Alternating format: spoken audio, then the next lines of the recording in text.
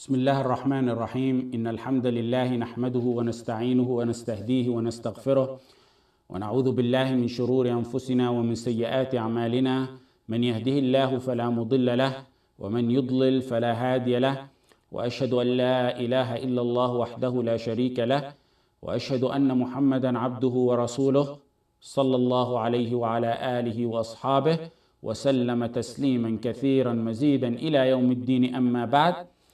This is our 7th class on the explanation of the Siyam book in the book of Zaad al Mustaqni. We stopped off at a statement by the author. He said, فَإِنْ صَامُوا بِشَهَادَةِ وَاحِدٍ 30 يَوْمًا فَلَمْ يُرَى الْهِلَالِ أَوْ صَامُوا لِأَجْلِ غَيْمٍ لَمْ يُفْطِرُوا. He combined between two issues. Pay close attention. He said in this statement, there's two issues. And you got to go over these again and again. Take good notes, pay attention, and go over them so you can understand. If we fast based on the sighting of one man in the beginning of Ramadan, and then at the end of Ramadan, we're on the 30th day, and we don't sight Ramadan. That's the first issue.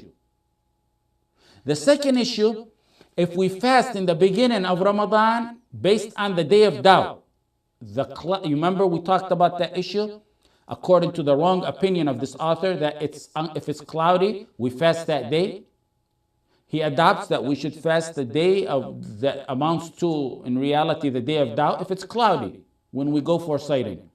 What we do at the end of Ramadan, when there's no confirmed sighting, now we're at the end of Ramadan, there's no confirmed sighting at the end of the Ramadan, and it's those two scenarios that Ramadan started with, then what he's saying, if we're at the 30th day of Ramadan, there's no sighting, and Ramadan started off by the sighting of one person, or on that, started off with that day of doubt, then he says, we continue on and fast 31 days. First of all, let's take it in detail. If two testified to the start of Ramadan, and now we're on the 30th day of the month, at the end of Ramadan, the next day is Eid. That's agreed upon by the ulama. That's not even an issue. If Ramadan started with the testimony of two. However, the author makes it a problem, and pay close attention to this. He's saying over here, if one person testified and confirmed the sighting at the beginning of Ramadan, he said the official Hanbali madhab is that we fast the 31st day of Ramadan. We continue and fast the 31st day of Ramadan. And then the Eid is after that. Why? They based the decision of the end of Ramadan and how we end Ramadan based on how Ramadan was initially confirmed. They based the decision of the end of Ramadan on how Ramadan was initially confirmed. When there was no sighting at the end of Ramadan, they went to how Ramadan was confirmed in the beginning. They said Ramadan must end by two witnesses. Here at the end of Ramadan, it's the 30th day. They said we should go on to fast 31. We don't have no witnesses to testify. Why? They said if we end Ramadan at 30th, we basically and in reality are going based on the testimony of one man. That man, who's that man? The man who testified in the start of Ramadan.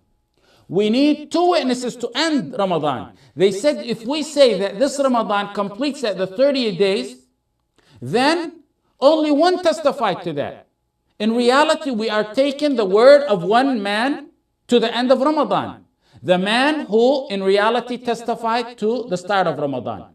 We need two, we don't have two. So what we'll do is continue and we'll fast 31 days. Basically, they tied the end of Ramadan to the sighting in the beginning. They said, we're going to go for 31 days. Why? Because we don't have no sighting. We don't have two witnesses. And we can't go by 30 days because that means we take the testimony of one. Who's that one? The one who initially told us Ramadan started.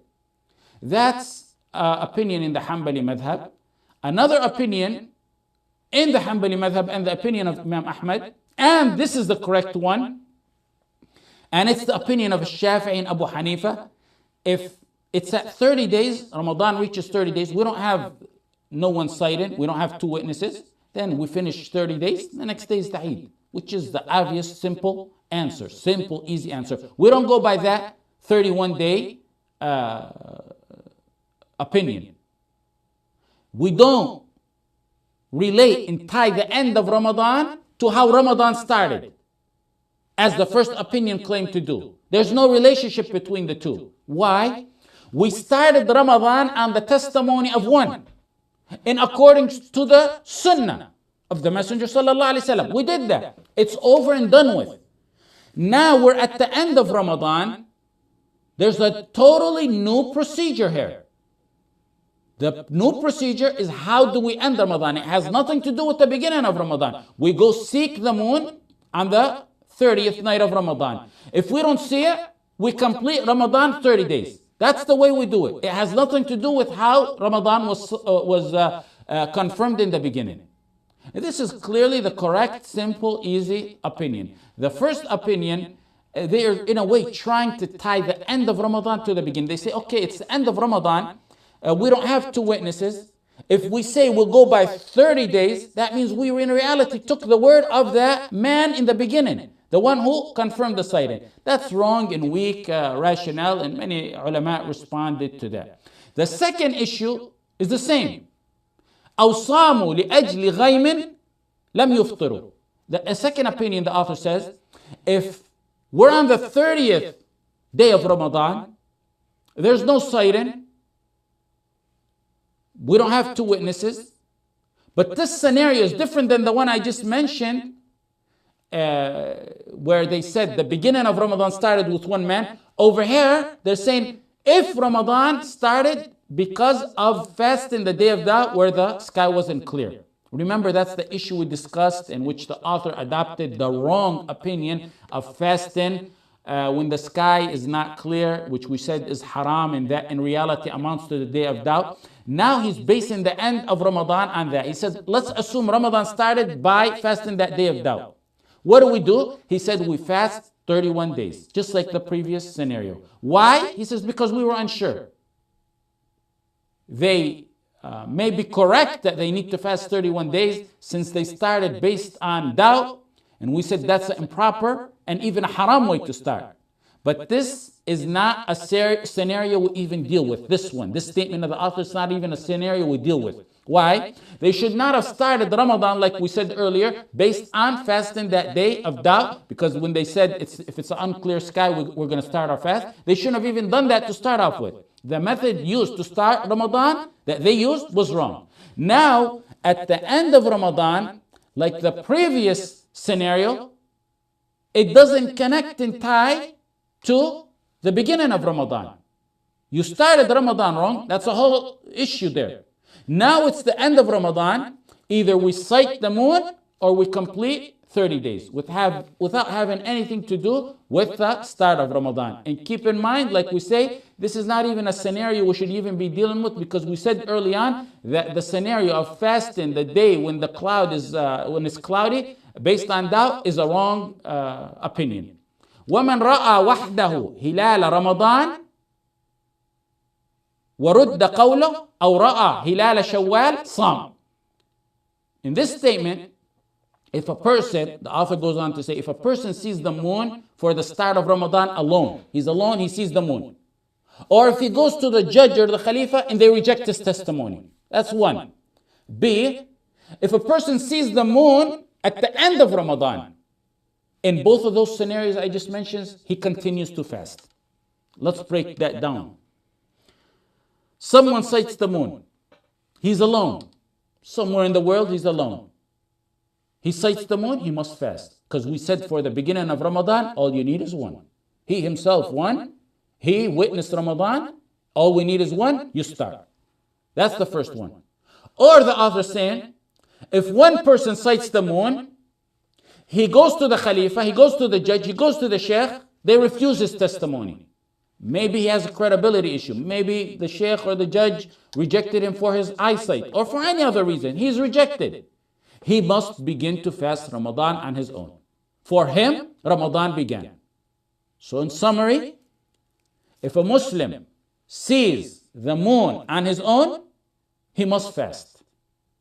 Whether it may be he is in some part of the globe alone by himself, he's traveling all by himself, or the sheikh, the judge, the khalifa rejected this testimony. In either scenario, he's seeing the moon, he fasts. Then the author goes, that's just the first part of the statement. Then the author says, if a person sees the moon for the end of Shawwal, the end of Ramadan, which is the moon for Shawwal. He sees the moon at the end of Ramadan. He sees it by himself. Does he continue to fast or declare Eid on his own? We say if he sees the moon in the start of Ramadan, he gotta fast, even if he's alone. Now at the end of Ramadan, he sees the moon for the end of Ramadan. We say he can't break his fast at the end of Ramadan. Why? Are you being inconsistent? We said for the end of Ramadan, how many do we need? Two. For the beginning of Ramadan, how many do we need? One. Now let me repeat that statement like the author said it and you'll understand it very well. Here's how the author said it. If a person sees the moon for the start of Ramadan alone, or if his testimony is rejected,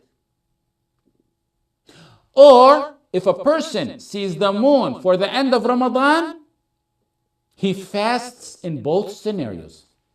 That's exactly how the author worded it. Now let's go and backtrack a little bit and discuss these statements in a little bit more detail. I cite the moon alone, or I cite the moon and the leader says, you're rejected. We're not going to take your testimony. The author said, I should fast. My Ramadan begins even if the rest of the ummah didn't start. That's for the beginning. This is the opinion of the majority of the ulama, and among them is Imam Ahmad, Malik, Shafi'i, and Ahl al-Ra'i, and Ibn al-Mundhir, and others. He must fast on his own even if the ummah didn't fast. He cited the moon, and all it takes is one to cite the moon, and he himself is one. That's it. What is the proof on that? فَمَنْ شَهِدَ مِنْكُمُ الشَّهْرَ فَلْيَصُمْ. Whoever witnesses the month must fast. They may have no one confirmed to testify or witness to it, but you yourself, once you've seen it, you've witnessed the month. They haven't witnessed it, but you witnessed it. So this verse applies to you. You must start your Ramadan. Also proof is sumu li ru'yati wa aftiru li ru'yati. Like the verse they said, fast for the sighting of the new moon and break your fast for the sighting of the new moon. To you who seen it, it's confirmed. You seen it, you cited it, you follow along and you fast.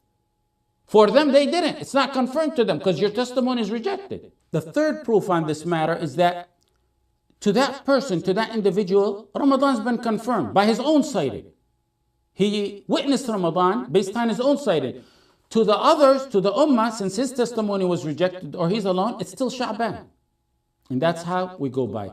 There's a second opinion, and it's an opinion also attributed to Imam Ahmad ibn Hanbal, and it's what Ibn Taymiyyah adopts, and Al-Hasan al-Basri and Ibn Sirin and others adopt, but it's not the official Hanbali madhab. The official Hanbali madhab is the first opinion I mentioned. This opinion, they say we reject the person should reject his own testimony, meaning he shouldn't start Ramadan on his own. Their proof for that is that the ummah needs to start Ramadan as an ummah. صَوْمُكُمْ يَوْمَ تَصُومُونَ. You fast the day people fast, the hadith says, and you slaughter the day people slaughter. The hadith means the ummah as a whole fast together. If the conditions are met, that's true. The ummah fasts as a ummah. The problem is this person cited the moon on his own, or he was rejected. So Ramadan's been confirmed to this person individually. The hadith, صَوْمُكُمْ يَوْمَ تَصُومُونَ, meaning implies that the ummah should fast together. Yes, that's in general circumstances. However, here there's an exceptional situation where the individual has confirmed the beginning of Ramadan based on his own sighting. The ulama of the second opinion, told the ulama of the first opinion, you're telling this man to go fast on his own?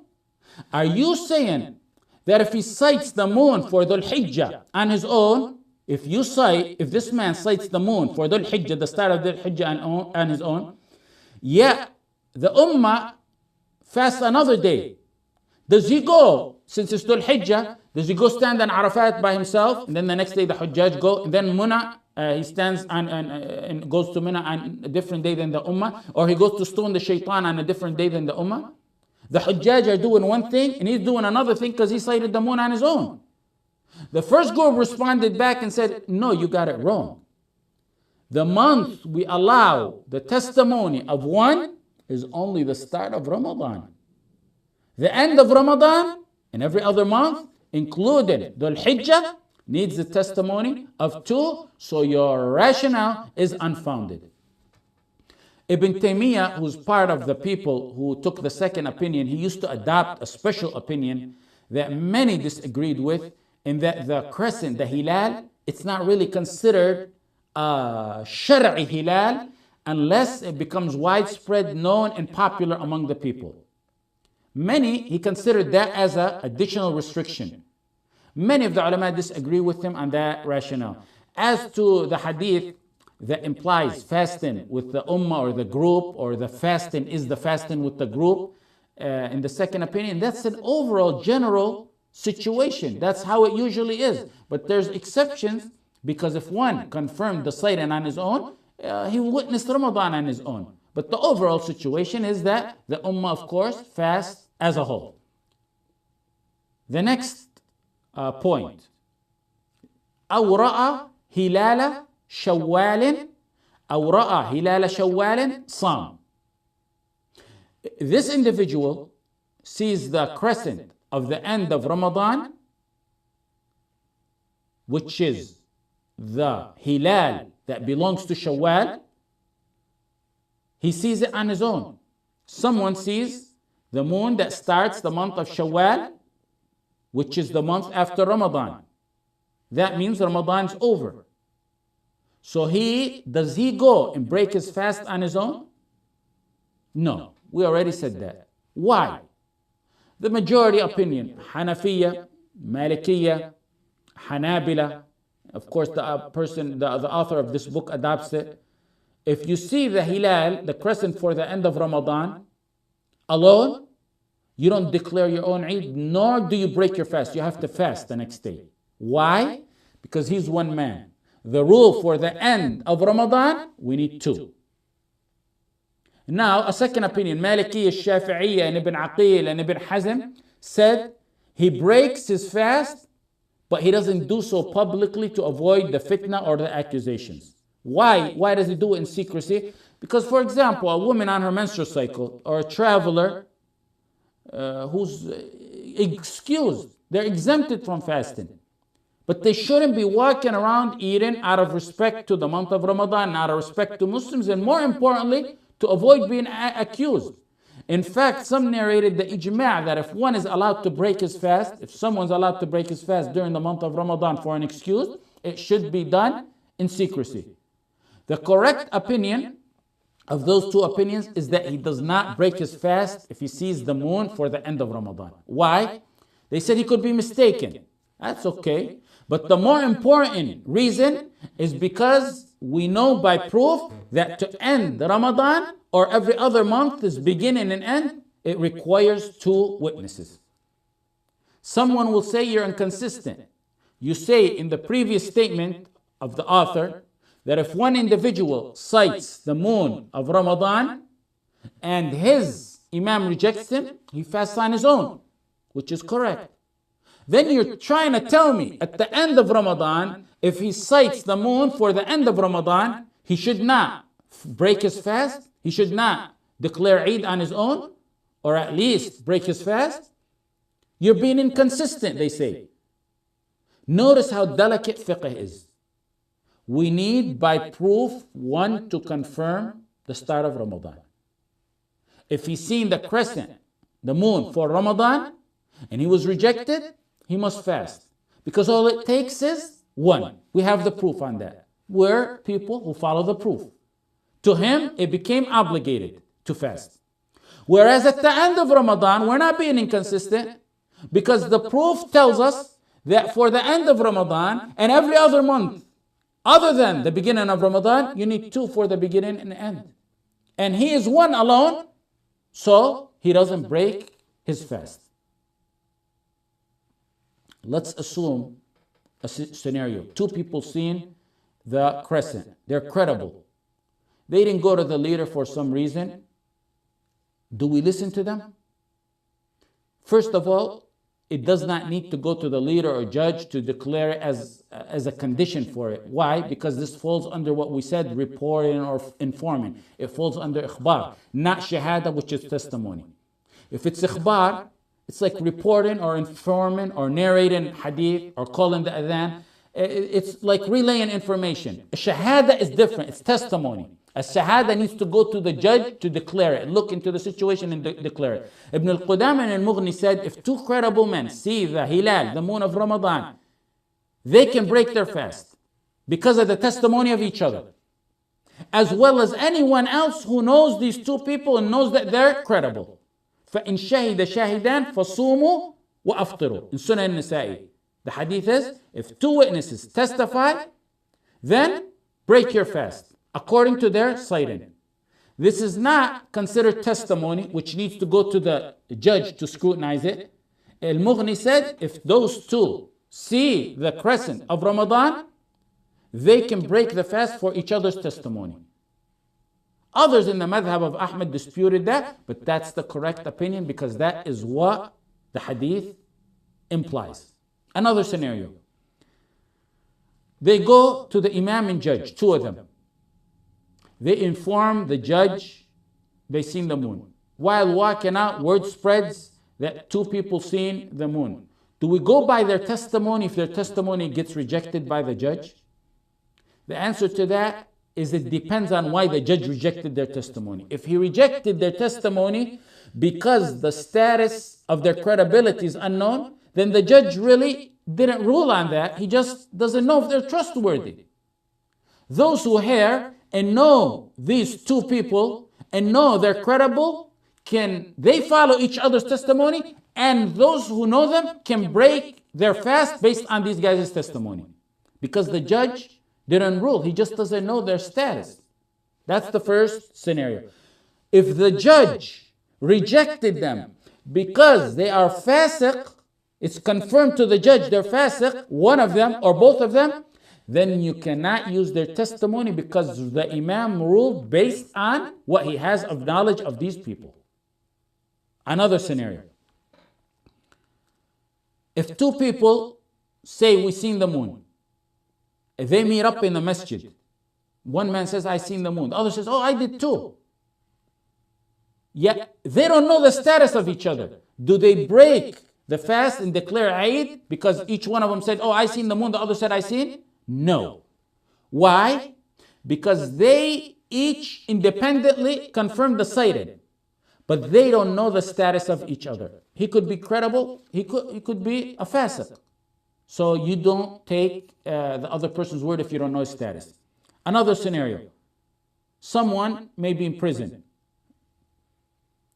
or in some kind of situation. May Allah subhanahu wa ta'ala protect you and guard you from that. Someone doesn't know if it's Ramadan, if it started or not. He's in prison, he's in a solitary. He doesn't know what month it is. That actually happened to me. My first night in prison, I woke up to the Eid. I was in solitary. The first night I woke up, it was Eid. There's no phone, there's no communication. No one's going to talk to you and tell you. Some are held in prisons where they may not know the entire month. Is this Ramadan or is this Muharram?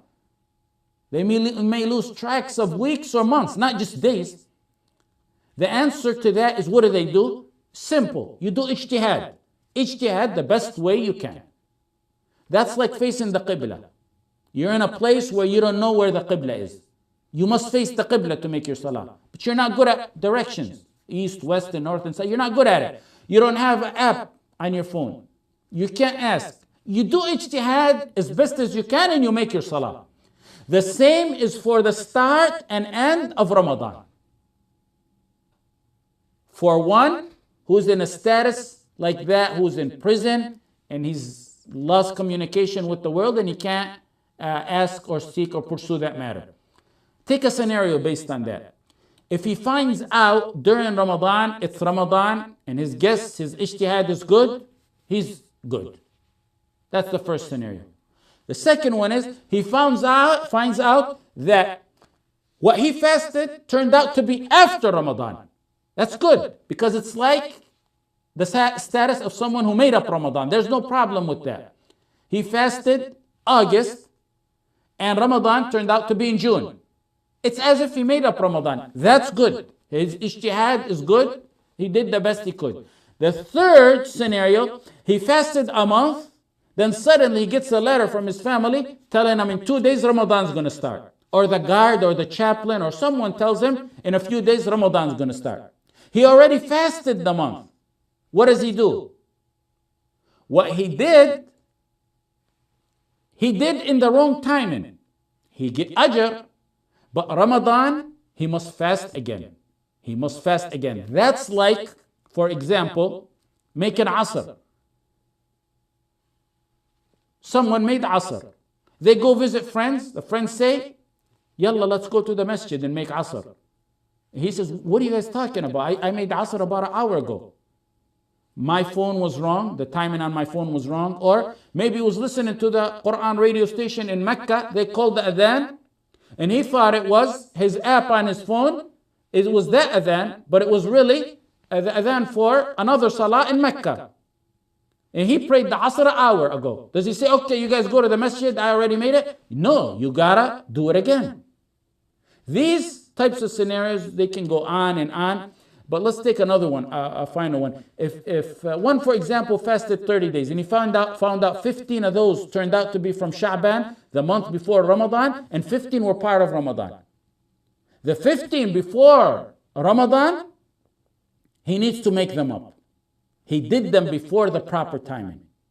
That's like one who prayed Asr before its time. Or similar to that. If he fasted 30 days and he finds out days he fasted were days of Eid of Dhul Hijjah or the Eid of Ramadan. The 3 days of Eid Dhul Hijjah or the Eid of Ramadan. Some of the days that he was fasting thinking that Ramadan turned out to be Eid. The Eid of Dhul Hijjah or which are 3 days, and the Eid of Ramadan. What does he do? He must make up those days because it's haram to fast those days. This is some scenarios that may come in handy in the future or give you and broaden and enlighten your mind as to how the ulama think. And actually, the scenarios go on and on, but we don't want to go beyond our time. What I advise, however, is you take this, the notes that you're taking, go over them again and again. You have to do homework on your own. To be a faqih, you have to do homework on your own. Go over these again and again. And you may want to listen to the audio again. Possibly that's even as good as going over your notes. Listen to the audio several times. Then you're going to realize that what we're saying is going to sink in. Why? For two reasons. The start of this book is somewhat difficult. I'm trying to break it down as easy as I can, and I ask Allah subhanahu wa ta'ala to aid me in that.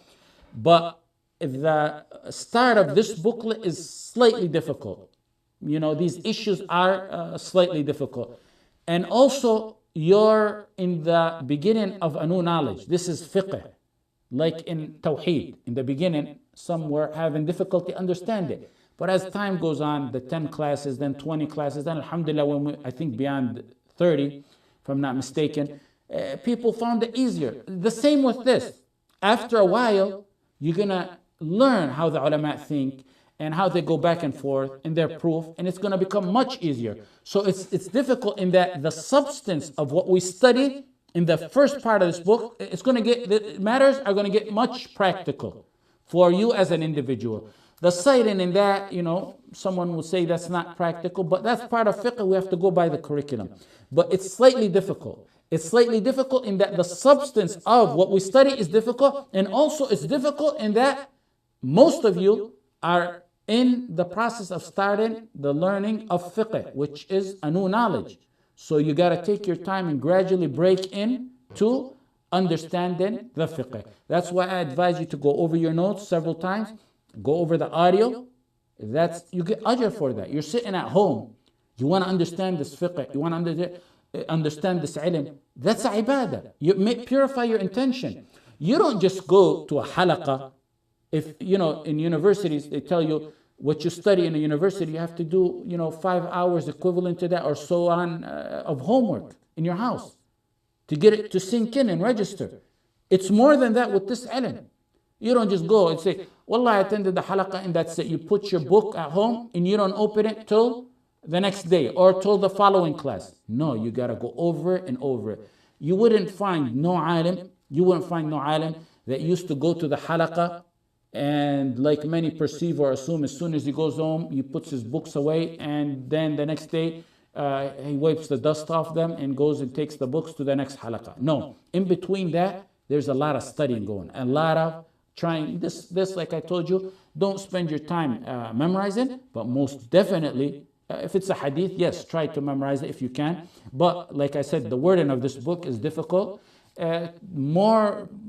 Focus more on trying to understand it. That's my advice to you. Jazakumullahu khaira, and forgive me for